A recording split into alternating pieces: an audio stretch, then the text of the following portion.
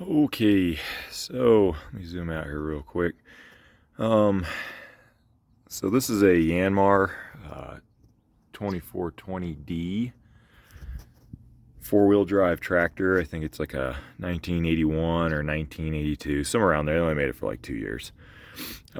Anyways, it's four-wheel drive, and the seals that are in here on the knuckles are leaking. So what I'm going to do is I'm going to shoot a quick video for you guys. I'm going to show you what you need to do to access that seal, to pull it out and replace it, so that way you can put some more gear oil in there and have, 30 something more years of trouble-free maintenance, or trouble-free use, I should say. This isn't a difficult job, but it does take, probably about 35-40 minutes or so on each side. I already did the side over there. Forgot to record the video when I was working on that side, so luckily I still have to do this one. So we'll periodically cut in and out just to show you what's going on and kind of explain the steps involved. Alright, so first thing first, you gotta get your tire off. That's gonna have to come off, because once you take this apart, this whole piece is gonna drop down. Once you got the tire off, there's gonna be a drain plug right down here. We're gonna have to clean that off, but pull that drain plug out and then get yourself something to catch the oil in, and then drain this I guess hub, knuckle assembly, whatever you want to call it. Drain this completely out, and then once it stops leaking, go ahead and throw your plug back in there. That way when you go to drop this down, you're not making a mess all over the place. Also, on the axle tube itself, there's another drain plug, and it's right here. So once you got this one drained and that one drained, you can go ahead and drain that one afterwards, just so you can get all the old oil out and then fill it back up. Your fill is going to be up here on the top. Mine has a dipstick. Not exactly sure how much fluid this is going to take, so this is going to be a little bit of trial and error. My guess is it's going to be probably around, I don't know, 4, just given the size of this, but we'll see when we get there. All right, so moving along, you're going to need to disconnect your tie rod end from here. That's a 17 millimeter. And then you're also going to need to disconnect, or remove, I should say, these 4 bolts right here. The 2 right here, these 2 are longer, these 2 are shorter. There's 2 alignment dowels inside of here, so when you go to put this back on, it drops and it's supposed to seat it and line it up and seal properly. You don't have to take this off, that can stay, so don't worry about that one. But you will need to take these 4 bolts and that one off to be able to drop this hub assembly. So I'm going to go ahead and start draining the oil out of here, and then we'll go ahead and start taking apart the rest of these bolts. Okay, so we got the drain plug out. It's draining the gear oil right now, so while it's doing that, I'm going to try to get some of this stuff cleaned up off of here. That way when I go to drop this, there isn't a whole bunch of dirt and debris and crud and all that other good stuff falling down inside of the hub. You want to try and keep as much of that dirt out of there so you're not messing up the gears later on down the road. Okay, so got the tie rod end off now, and then I cleaned up around the side of this. Got as much of it out as I could. Probably won't be able to get everything out, but as close as you can. I used some regular brake clean and just kind of shot it in there like so, and then that kind of helped clean everything up. And then I used a couple brushes to get a lot of that gunk off of there. So now that we got this cleaned up, I'm going to go ahead and then remove these 4 bolts right here, like so. It's a lot harder with one hand than you'd think, but we'll just go ahead and get these all off of here, and then once I get to the last one, just gonna have to cut out of this video because I'm gonna need both hands to do this. Right now I'm loosening it. Man, I cannot talk today. I can do it with one hand. And then, by the way, this little bower from Harbor Freight, this thing works pretty good. I use it to get the wheels off of here. I've used it to break these bolts loose. I mean, this little guy, I got to give it a lot of credit. No, it's not a Milwaukee, but you know, I don't have that kind of money. Maybe someday when I'm YouTube famous, I'll be able to buy a Milwaukee, or maybe someone will buy me one instead. I don't know. Either way, I got this bolt out here, so I got one left. So I'm gonna cut out after this because I gotta have both hands to do this because I have to loosen this one up and I don't want this to drop. But basically what you're gonna do is you're gonna back all those out, and then you might have to use a hammer, I don't know, we'll see, and then kind of tap a little bit, mainly around this edge where those two dowels are, and then maybe around the side a little bit just to break everything loose.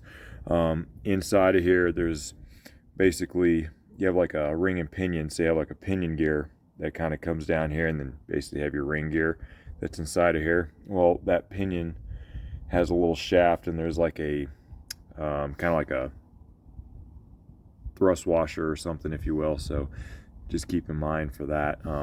But yeah, let me get the rest of this stuff off, and then I'll show you guys what it looks like when it's off. Okay, so we got it off. So if you look, this is what I'm talking about. That's your little pinion gear right there.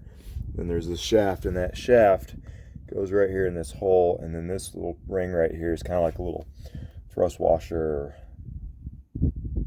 whatever, I don't know. Inside of here you got your ring gear, and then this piece that's going around here is the seal that we got to get off of here. So you can see I got most of that crud off when I use that brake clean, but we still got a little bit here, so probably stick a paper towel in here to try and keep this from getting all gummed up with a bunch of crud. So we're gonna go ahead and take this over to my vise. That way I have something to hold it while I try to pry this out, and then we'll see how easy this one is to get out. The last one was a little bit more difficult. Tried a long screwdriver, flathead screwdriver wasn't working. Tried a pry bar, that didn't work. I ended up actually using some channel locks, and those seem to have gotten the job done pretty well, so might just do that to start with. Anyways, we'll be back here in a minute. Okay, got this back on the vise. Gonna see if I can, I don't know, figure out a way to get this camera to show you what I'm doing. This is not exactly the easiest thing to do here, or setup. I need to get a, I guess what you call it, a tripod or something. I really need to invest in that when we be doing these videos. So yeah, I'm trying to find something to set this on that'll help you guys see what I'm doing here, but we might be up you know what creek if I can't figure this out. Let's see here, maybe that'll work. Let me check, let's see if you guys can see. Oh yeah, perfect.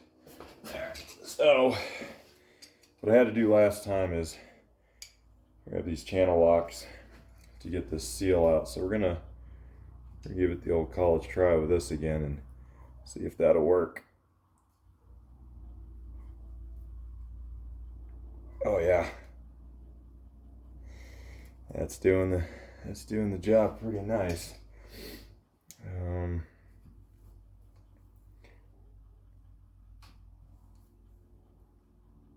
All right, we almost got it out. Move this around a couple more times, and then I don't know if you can see that, but there's a bunch of dirt falling in there, and that's why you want to use that paper towel in there, because that'll keep you from making a big mess. A little bit easier to clean up, you know, as you go. Now try and get that one. Nope. So come back over here and just kind of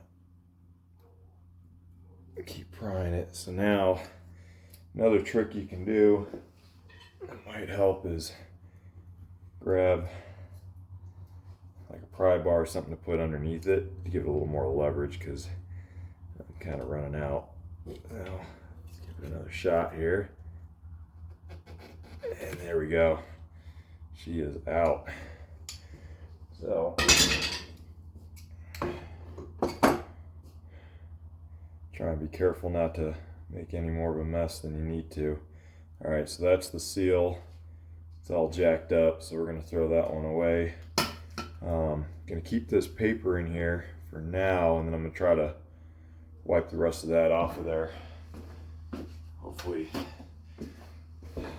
prevent as much of this from falling in as I can. So you kind of want to kind of sweep it away and out while you're doing this. And this one's not too bad. The last one was a little messier, just because I didn't use the brake clean. But yeah, so the goal is to just try to keep out as much of this dirt as you can. I mean, you're not going to get all of it, but you sure want to get as much as you can. And then just kind of get all that out of there. And then use this clean one. So here we go, we're getting there now. Make sure I don't have any nasties in here. Alright. Yeah, there we go. That ring gear is clean. We're looking pretty good. I don't really see much left in here. Now, I am probably good with that. I don't see any issues here. Alright. Now that we got this clean, we're going to have to put the new seal in here. So, go ahead and grab the seal. Be right back.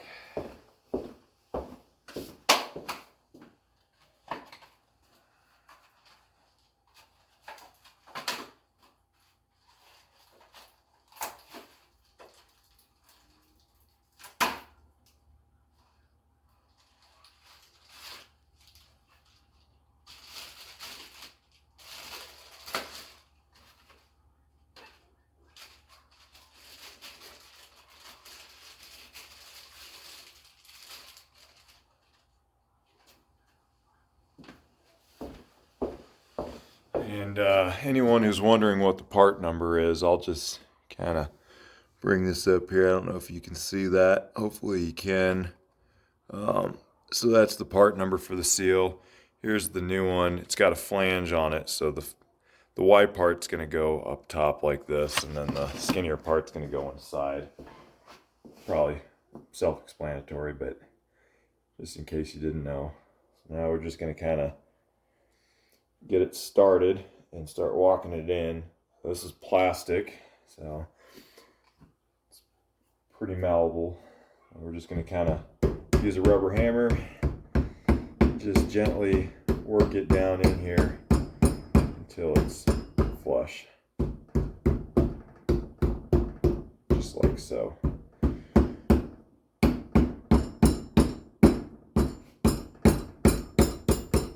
And then make sure you don't hit the seal while you're doing this. That's the last thing you want to do, is jack up your brand new seal. I think this seal is like 35, 40 bucks, something like that. So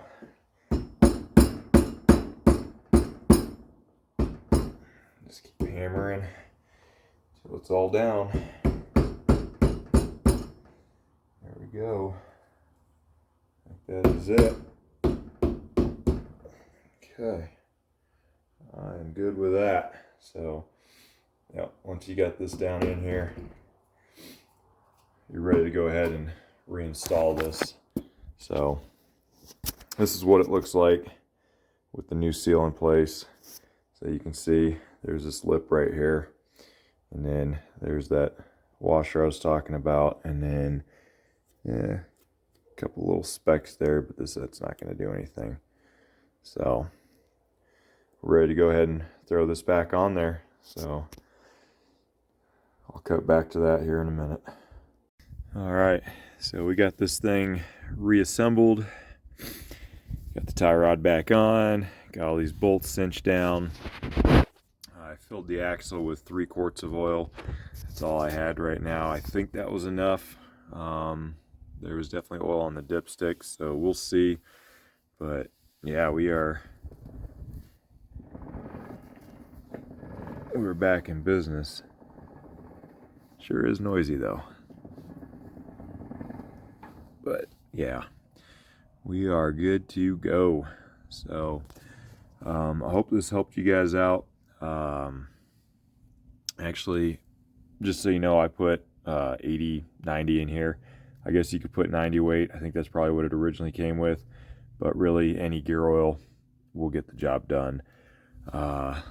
So yeah, again, like I said, I hope this video helps you guys out.